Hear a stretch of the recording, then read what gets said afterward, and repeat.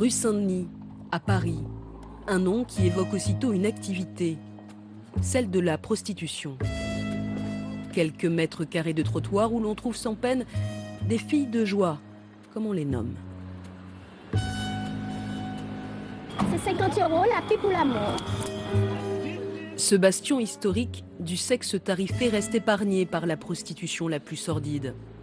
Les femmes que nous avons rencontrées nous ont livré leur vision du métier, leur vérité. Sandra est ce que l'on nomme une traditionnelle, une prostituée installée ici de longue date. On vient, on travaille, on a nos horaires, on est connu, on est en profession libérale, donc on paye nos taxes, nos impôts, nos charges, comme tout le monde. Donc ici, il n'y a pas de problème avec les clients, il n'y a pas d'obligation. On fait comme on veut, on est libre. Contrairement à ce qu'on dit, on n'est pas des esclaves.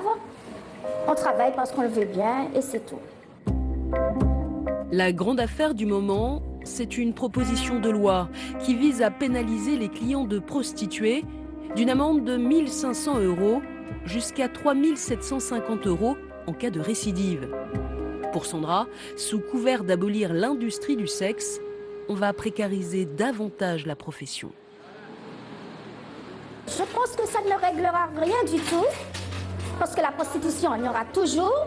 Le problème, ils disent dans les autres pays, on a pénalisé les filles travaillent en cachette. Bon, pour certaines filles, ce sera encore plus dur. Celles qui sont dans les réseaux, on peut les enfermer dans des chambres, on ne saura pas. Au moins ici, on peut parler avec les filles, pas français, s'il y a un problème. Mais là, on ne saura rien du tout et ça continuera encore pire qu'avant. Les prostituées indépendantes s'estiment les premières victimes de cette loi. Car en pénalisant le client, on touche également à leur portefeuille, à leur métier. Voici Laure. Elle vit de ses charmes depuis 10 ans. Comme toutes les traditionnelles, elle est propriétaire de sa chambre. Elle arrive en tenue classique incognito, puis vient le moment de la transformation.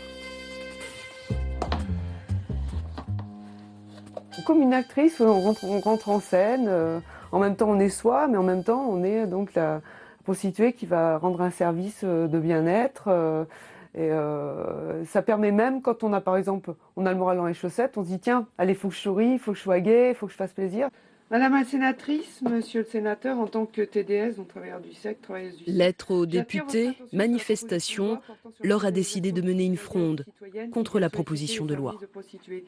Depuis de nombreux mois, il faut que les députés, les sénateurs nous entendent, mais pas à travers le prisme de choses déformées. Il faut qu'ils nous entendent vraiment, ce qu'on a à dire, c'est important. On vit, on est là, on a une activité qui nous permet économiquement de tirer notre épingle du jeu. Il faut absolument qu'ils entendent ça et pour réussir à faire la part des choses, à faire le distinguo et avoir une vision plus pragmatique de la prostitution, oui. Loïc, la soixantaine, est un client occasionnel. Pour lui, cette loi ne changera rien à ses habitudes. Je fréquente régulièrement des prostituées, oui, mais nous sommes très nombreux dans ce quartier à fréquenter régulièrement des prostituées. Mais je pense que les clients vont aller ailleurs aussi. Bon, je veux dire, ou je vais à l'étranger, je veux dire, ah ben ça ne m'empêchera pas de revoir Laure, absolument pas. Le client, cible première de la future loi.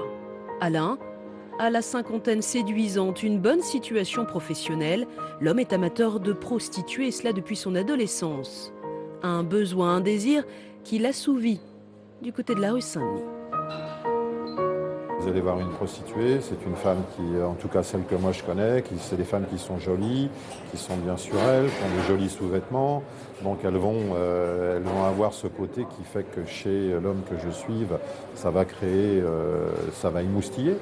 Et puis après, bah, évidemment, vous le concrétisez et en échange, vous avez une rétribution.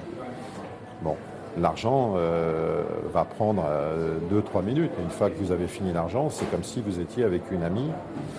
Et puis voilà. Si la loi est votée et sanctionne durement le client comme prévu, alors Alain trouvera des astuces pour voir ses amis, comme il les nomme.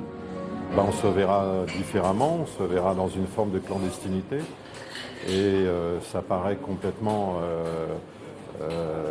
dingue aujourd'hui de voir une loi qui va gérer votre propre vie, aussi bien pour la prostituée que pour l'homme que je suis.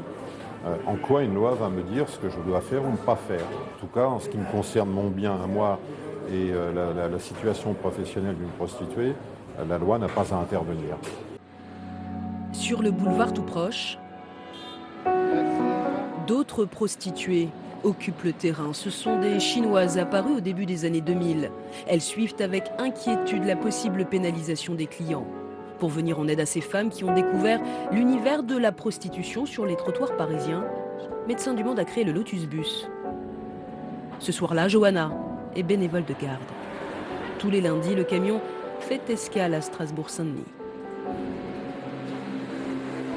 Il y avait un vrai besoin au niveau de la population chinoise migrante qui était présente notamment à Belleville, c'est venu de là au départ, et besoin surtout d'interprètes pour pouvoir les orienter vers des services de soins et des consultations gynéco, faire de la prévention sur les risques liés à leurs pratiques sexuelles.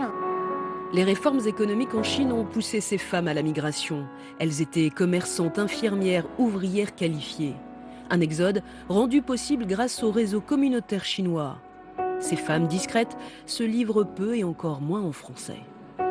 Alors Hélène assure la traduction. Les échos qu'on peut avoir, des enquêtes qu'on a pu faire, la plupart n'ont pas de souteneurs. Enfin, il n'y a pas de réseau organisé de proxénétisme, ni au moment de la migration, au moment du passage. D'ailleurs, toutes les premières femmes qui sont arrivées jusqu'à récemment, elles arrivent légalement en France avec des visas. Aux côtés des traditionnelles et des Chinoises toujours plus nombreuses, il y a enfin les Africaines.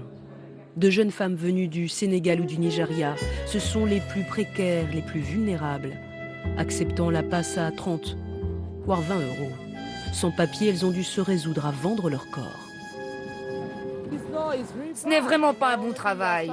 Les personnes qu'on amène à l'hôtel, on ne les connaît pas. On ne les a jamais vues avant. On ne sait pas si c'est un tueur.